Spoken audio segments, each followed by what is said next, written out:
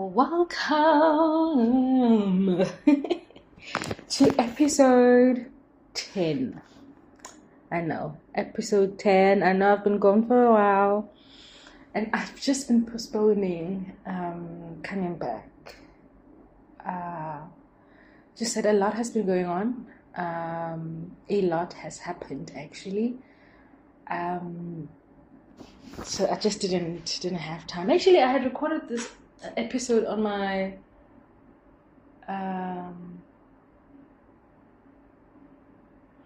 my new phone, but then I don't know with the iPhone speaker, because I also have a funny way of speaking, so sometimes it sounds like I'm swallowing my words. So one thing I love about my old phone, this one that I'm using to record now, like the sound, the mic is very clear, and people can hear me, and I just couldn't even hear myself, the things that I said in my other phone. So I really had to delete and hop on here. Yeah, episode 10. We did it. We did it. We did it.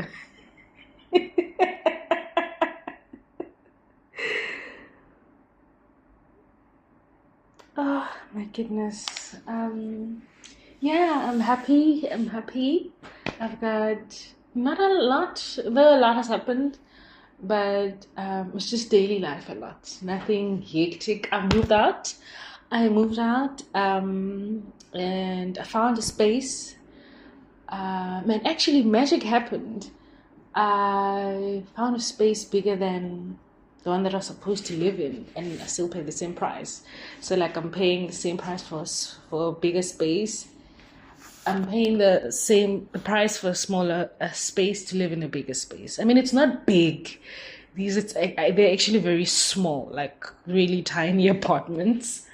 But I love that it's my space, and I've really made it heaven here. Like almost every night, I just sit down on my bed and I just look around, and I'm just like, wow, Reba. Like, if you can do this here in such a small space, imagine what you can do in bigger spaces. And I think for me, that's the magic. And I've just told myself that, and I don't worry. I really don't worry. I know a bigger space will come. And I signed a 6-month contract, so I do know that I think end of November I have to decide if I'm extending or I'm finding an alternative accommodation. I really do love the apartment building. I really do love it because it's close to transport, like taxis, the train, buses as well. There's a lot of shops in this area, malls. So I really don't struggle to get anything I want. I don't at all. I really love that. There's a lot of convenience here, and there's just a sense of community in this whole entire building that I really love. Yeah, so there are bigger rooms, like bigger spaces, like a proper apartment spaces, and where the studio is like a normal studio apartment that you would find in Joburg, like spacious. There's everything. They do have spaces like that here. Just that I had initially wanted something like that, but at the time when I applied, only the space was available, and I'm like, Cape Town is very tricky finding a place. So I'm like, it's fine. I'll settle in and I'll find something else. No pressure. It's okay. So I do hope that by November there will be a bigger space that's available, so at least move there and make it happen as well. I really want to have a big mirror for my OTDs and content and whatnot. So I really do need a big space. But when you know that something is coming, and when you know that something is gonna happen, you don't stress about it. So I choose not to stress about it, because I'm gonna live in a bigger space. Like, I know the how is none of my business. I know it's gonna happen, and that's just how I'm moving with it. I think I'm not gonna say bad things have happened as well. Actually, I'm recording this on Saturday, the 26th 2nd of August, and it's around 7:15 p.m. Yeah, I think, geez, something happened at work that really, yeah, made a big mistake, I think. But I'm so proud of myself. I think, like, the old me would have made an entire thing. I think the old me would have even resigned from this, would like not see the light at all, and I would just shut down and stress too much. But there's something in me that just says, hey, you know, it is what it is. Like, it happened. There's nothing that can be done. You just need to move on. Like, also, there's a lesson for the person that led to a situation that led to this happening. Do you understand what I'm saying? So it's a big lesson to all of us, and we just have to move. So yeah, did I tell you the story? Yeah, I think it's fair. So what had happened is, since I've started working, we haven't gotten like any new machines. I was given a machine at first. It was very problematic. I could not work on it. So they gave me another one. And these are machines that were used by people, a lot of people, and they're older models, right? So they gave me this other one, and it really worked for about like 2-3 months, and then after that it gave me challenges. But throughout all of this, whatever that I was given, I would deliver and not make excuses. So I would report this to my direct manager. So my other manager, the unit manager, then gave me something. And I took time because I was like, hey, my machine is very problematic. Please bear with me. I'm going to submit. And she was like, okay, fine, thank you. So it seemed like it really disturbed her. And then she thought I'm making excuses. And it seems like she had this discussion with my direct manager. My direct manager did not raise the issue of this person literally we sit in the same area. I see the struggles of this machine. I'm the one who gives her work. She pushes to a point where she submits, and she does that on time. That person failed to say that, and now they kept quiet. Now when it goes to the manager, to the unit manager, it seems like I'm not working and I'm just making excuses, because that's the report that I got from my manager, that I'm making excuses. That, I'm not gonna lie, it really hurt me so much, guys. Even the people in my team, they know I'm the hardest working person, and I'm the overworked one. Literally, I stress all the time because I always have work. There's never a time where I don't have work. And this is something I was just thinking of. I don't know, and I also had this conversation with my dad. Just like, but why? It seems like I'm just always at the center of everything. Hard work, I'm chosen. Challenges, it's so crazy. I don't know. But I don't want to dwell into that. I don't want to really dwell into that, and I don't want to start comparing. But the reality and the truth is, I produce more work compared to other people. And it's evident, it's clear. So when people decide not to see it, it's really on them, because there's monthly reports that I submit with evidence and numbers of things that I have produced in whatever circumstance. So it really broke my heart, and it led to the situation that we're in today, because now this person felt like I'm making excuses and I'm not working, and then they decided to give me a machine that they use daily, number one. It's not even new, and they have legacy data on it. How do you give someone that? Like, make it make sense. I'm really struggling. Okay, because this person wants to be in control, and yeah, fine. And that I take the machine and like, don't delete anything on this profile, because because I've used the machine with them, but not like for a long time. It was just doing one thing, and then I would leave it there. So I knew that on this profile, you don't delete it. Just like, okay, there's important information there. And I was like, okay. She was like, everything else leave on to IT people. They know what to do. I go there, we set up the machine. So now I have to transfer my data from the old machine, from my old machine to now this one that she gave me. And the machine says there's no space at all. The IT person is like, it's also going to be impossible for you to use this machine. It's going to give you the same challenges because unfortunately it is full. There's a lot of files on here. So I emphasized to the IT person that do not delete anything on this profile. I don't know what else you can do, but just don't. He's like, you're going to struggle. This thing is not going to work. And also this, I have to set up your things and make sure that everything else is downloaded for you because that's my job. I'm like, okay, so this person goes and they search and they search and they find old profiles of people who were last in the organization about over 12 years ago. So it's like, this person is no longer here. Let me try and remove these because I see they do carry a lot of data, but they're not utilized. It shows me these things are not utilized. And then they delete. That person who gave me this machine did not inform me that profiles are linked to these. Leave the profiles. Now, when that IT person deletes, it deletes everything that's on the machine. When I go back to her, she's angry and telling me that that's 12 years of legacy content. Why did you not back that up? Like, make it make sense. Even the IT people call. Did you back it up then? If it's legacy content and you know that's something that's important and it's something that you use every day, is it somewhere else? No, it was just on that machine. So you're gonna give me a machine that I'm gonna travel to work, from work to home with legacy content that's not backed up. Should anything happen on the way, what were you thinking? Like, make it make sense. Let's forget the deleting and the whatnot that happened now. But what were you thinking?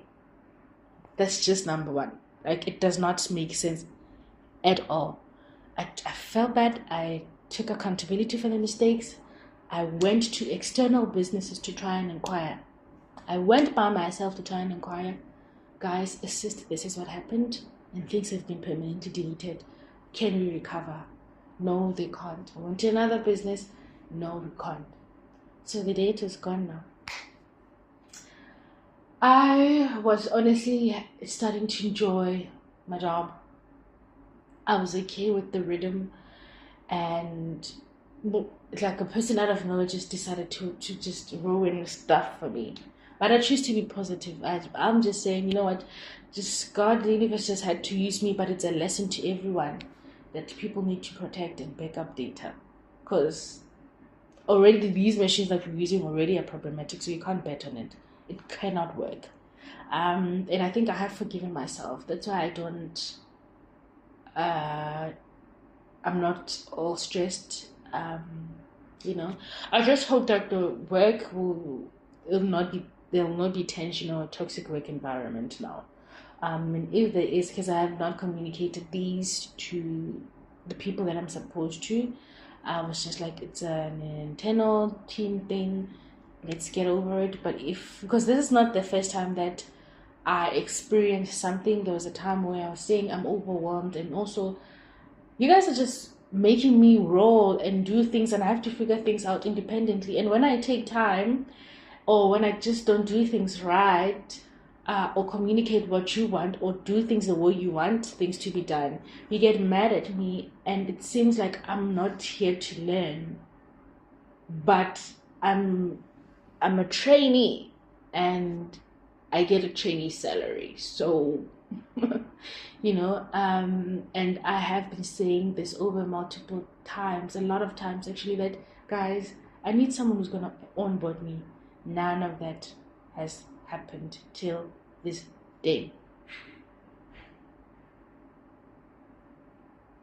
Because I said I feel like I'm doing the same thing over and over again. Something just needs to happen. So it's so sad. And I was having a conversation with my sister, like, people don't have leadership skills. People in leadership positions don't have leadership skills. Because everything is just always wrong but them. That's the problem. Like, that is the problem. That's the biggest problem. And people just like bossing people around. Without checking if their things are in order first. Because you have no right to tell someone that you're not working. When you know that person has someone that they report to, you don't ask for evidence, their monthly report, you don't ask to check that before you tell someone that they're not working. Or before you say to someone that they're making excuses. You have not seen the machine and how it acts when it doesn't want to work. But you then go to a person and you tell that person it's excuses. It's honestly ridiculous. But outside of that, I'm very proud of myself. I've been doing amazing work also with the other department. They're an art department. I'm writing articles for them.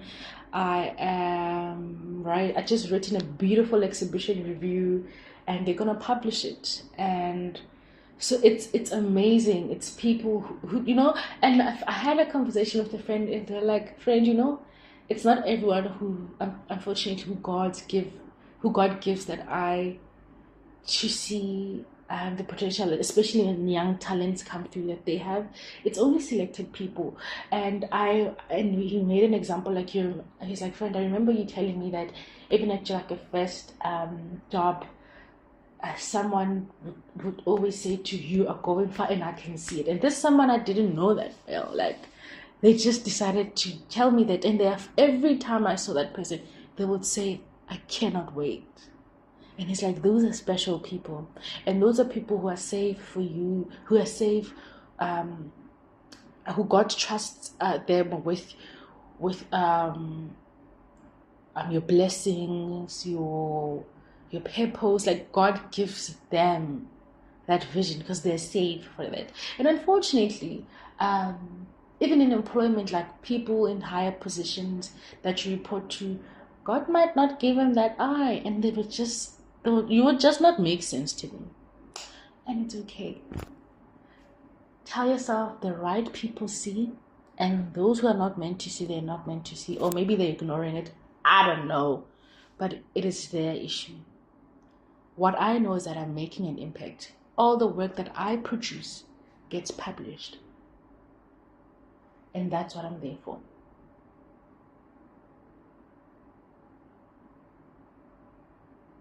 That's why I'm there for.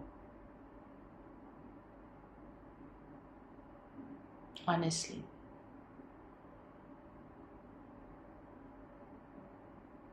That is all. So yeah, so that's something that tried to shake me a bit, but I'm remaining strong. The support from my family, oh my God, Dad is very mad. He's like, come back home. You are loved at home, okay? He's like, come back home. But also my previous employers have been reaching out. Like, I don't know what's happening. Like, a lot is happening. My lecturer has been reaching out. He's like, a lot is happening. And I'm just like, God, what are you doing? I just want to see how everything else will unfold, hey? But at the same time, I want to respect where I'm at. So I haven't responded to most of the people that reach out to me, because I know, we're about to enter a very hectic time. So I want to sort that out, because I don't want to be making commitments to people and then I don't show up to them, or I do, but then it affects what I'm doing now. So I'm like, let me respect this. Once I have time and I'm free, I will respond to everyone. Of course, I'm not being rude and stuff, but yeah, especially after this situation, I'm just like, let me pay attention to what happens here, and yeah, but I'll be fine. I'm fine.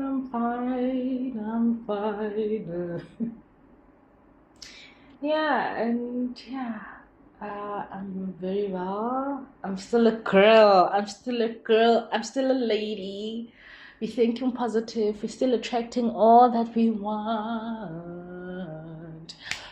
And the biggest thing that happened, I think I've shared in the podcast or what's this, whatever I'm doing here, that I have irregular menses because of PCOS and suspected endometriosis. But this actually happened on Wednesday, and then on the Thursday this laptop thing happened. But Wednesday I got my cycle after 335 days. Magic. So I just, because so then I stumble upon videos, people, because like of spiritualists who are saying, guys, don't take your menses very lightly. That's like an open portal. That's a time for you to manifest all that you want and positive thinking and affirm yourself as a woman. There's nothing light about this whole cycle, okay? So I was very excited on Wednesday, and the Thursday this thing happened, but I'm still in very high spirits because I'm like, I am going through this. This is something I don't see quite often, like other women. So I am very grateful, and I'm gonna keep a positive mindset, and I'm gonna manifest and affirm myself that I am a woman and I love me and things are happening at the right time. Because the Wednesday I was so excited, and the cycle wasn't bad, honestly, because I've seen worse. Something that I could manage by myself, being far away from home.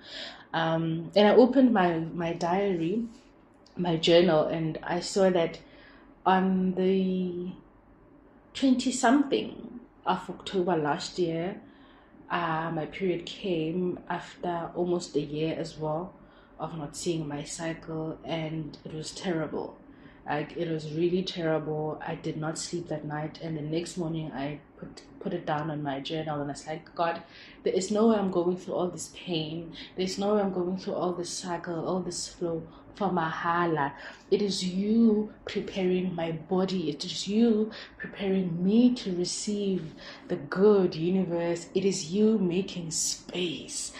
So I affirmed myself also on Wednesday and Thursday morning before the drama, and I was like, Reba, it's I actually wrote it down. It's just small, really small mantra that I carried throughout the day, and I said, my body is releasing, I'm exhaling, my body is making space for the receiving, and that is what I choose to stick on. Even when everything goes wrong, goes the other way, it's a lesson, and it's a lesson for all of us. What matters that I'm alive, and I'm loved by my loved ones, by people who care for me, and I'm not gonna stress. I'm too pretty. And this situation, this mistake does not define me. It does not define the woman that I want to become. It is just a lesson that I'm putting in my backpack as I move and navigate this life, because I am a great woman, I'm a great friend, I'm a great daughter, I'm a great sister, I'm an overall ball of beautiful, gorgeous energy, and I'm making an impact, and I'm going far, and I'm going to be very big. I'm going to be big. I'm meant for that. I feel it, and I know it. I don't doubt it. That I don't doubt, and this is just part of the journey. It is definitely part of the journey. It's going to be a story somewhere one day. But I'm still a girl. So in the morning when I was recording on my other phone, what has actually triggered this for me, I was like, I just woke up, but I'm going to do it now, I was on Instagram, just swiping on Instagram, and then I saw a video of Michelle Obama. I think it's Mary J. Blige, and it's on her podcast. and it's a snippet, and they were talking about how like women want to be chosen so bad by men, and how that is very problematic. That's how the mess begins. That's how the mess starts. It's just wanting, feeling the need to be chosen by people. You need to choose yourself first and all. And I was like, with all, just navigating life and all, I feel like and then I'm very still manifesting my man. And at this point, I'm done thinking about it.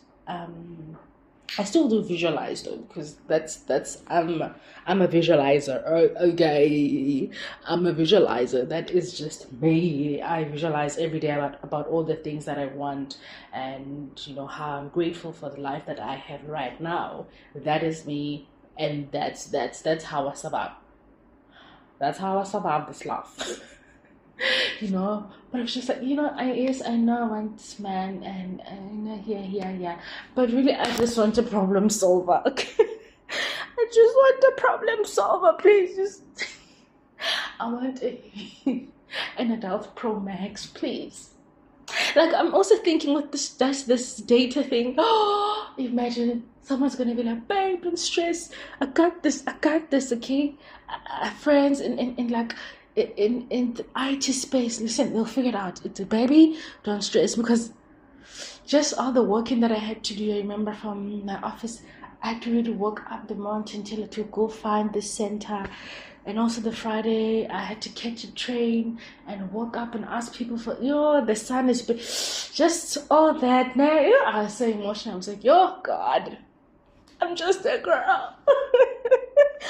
I'm really just a girl. What is happening? Like, what is going on? Like, I'm all alone. And yes, I have my mom, my sister, my dad, my friends, people calling me, but I'm just like, I need a person now who's gonna at least drive me around as I try and figure this thing out,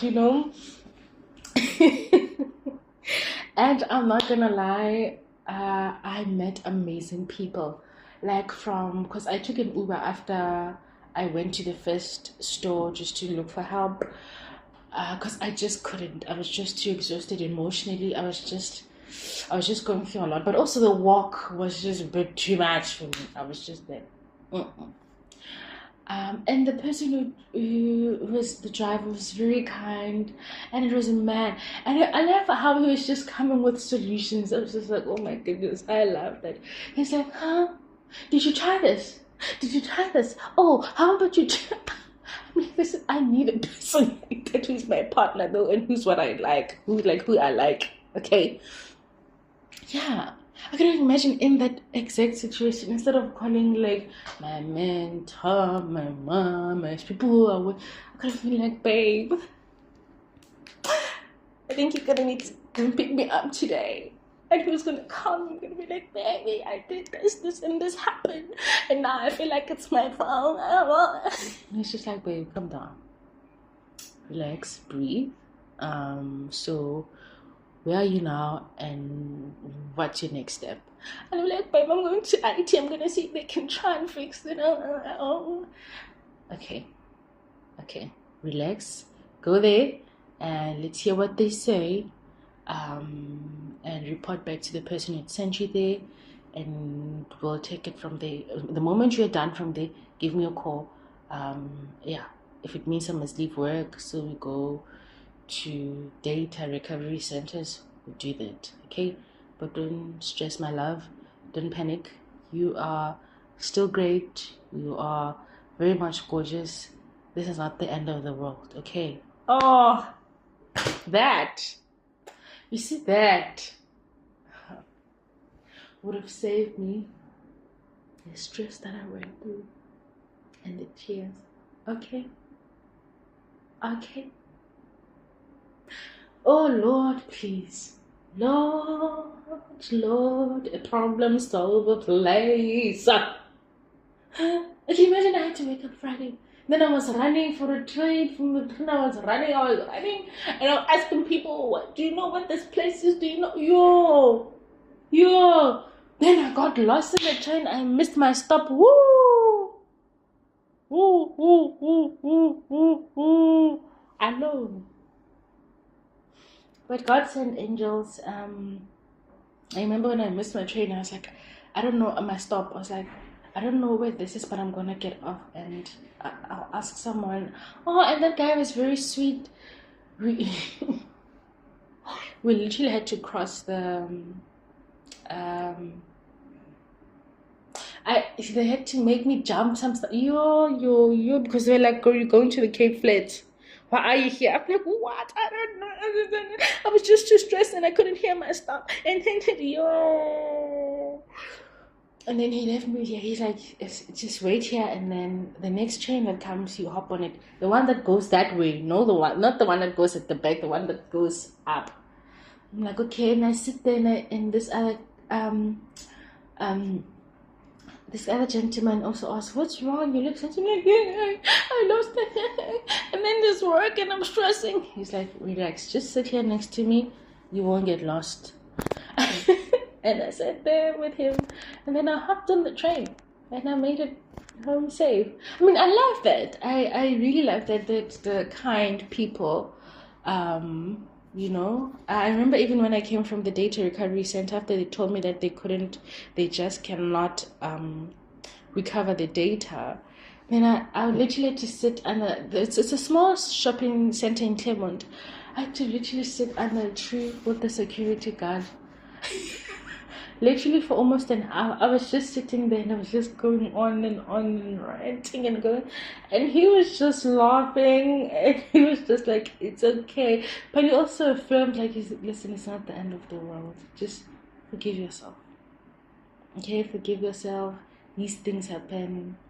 This is life, you know, just that small thing. And then he gave me a hug. He's like, don't worry.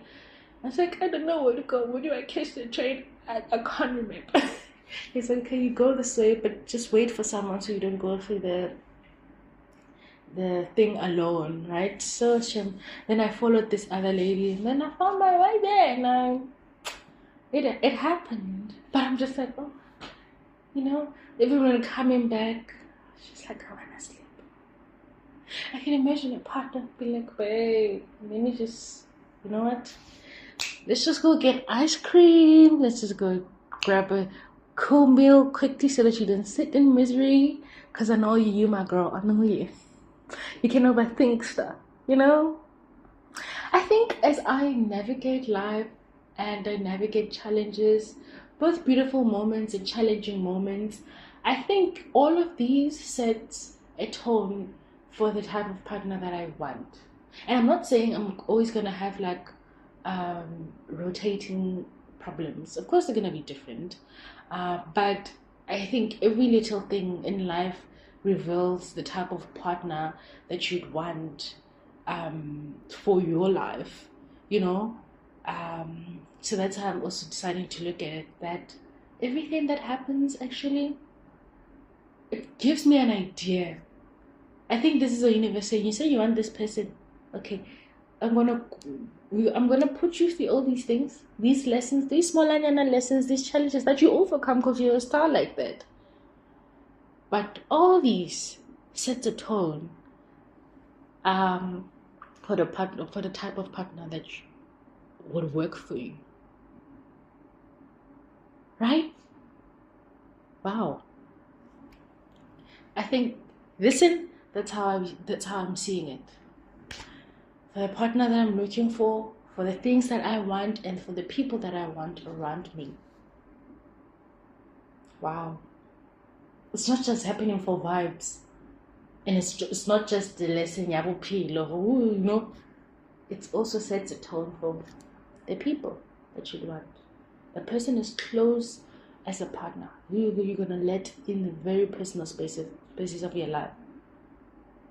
They need to be strong to help you also navigate this, because they play a role. You know, I'm not saying I'm going to give him problems all the time. I mean, like, I'm going to give him kid problems as well. Like, you know, baby. Look.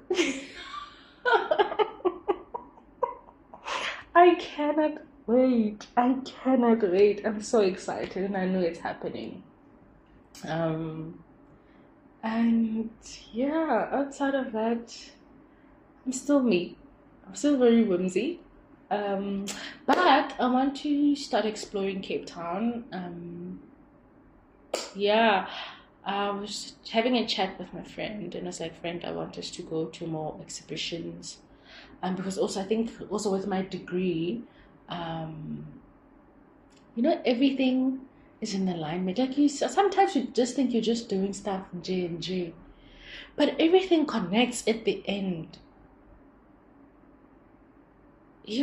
Like with me being in Parliament, and the practice that I'm doing with the exhibition reviews for the art department, and how it just aligns with my studies as art history studies. It's just so perfect. It's just so perfect, and I think I'm put it here it's like to see where I'm going. Do you understand? I don't know if it's making sense, but everything just falls into place. Everything aligns to lead me to where I'm destined to be. Because now I have a big love for curation and just exhibition spaces and writing about those. And I think that's something I would actually want to do long term. Maybe work with at big art galleries, of course, darling. Yeah, I'd really, really love that. I think it's a cool job.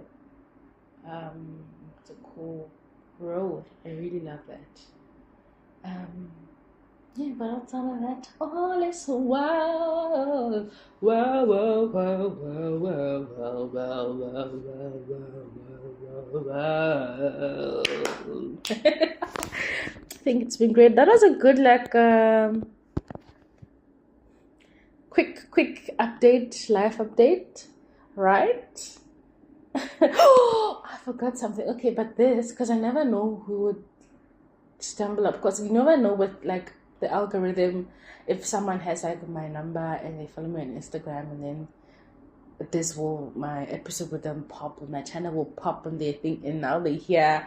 No, but there's someone who clearly has an interest, but I don't know. It's like I see stuff, I see signs, but I know that does not it's not enough evidence to conclude that this is real, or that they're single or whatnot. But I'll update. Let's see where it goes. Let's see where life goes. But I have a great feeling that my person is coming. He's coming to save me. Thank you so much. See you in the next episode. Remember, you're a star. You belong. You are amazing. You are loved. You are love. You are peace. You are whimsy. And you are magic.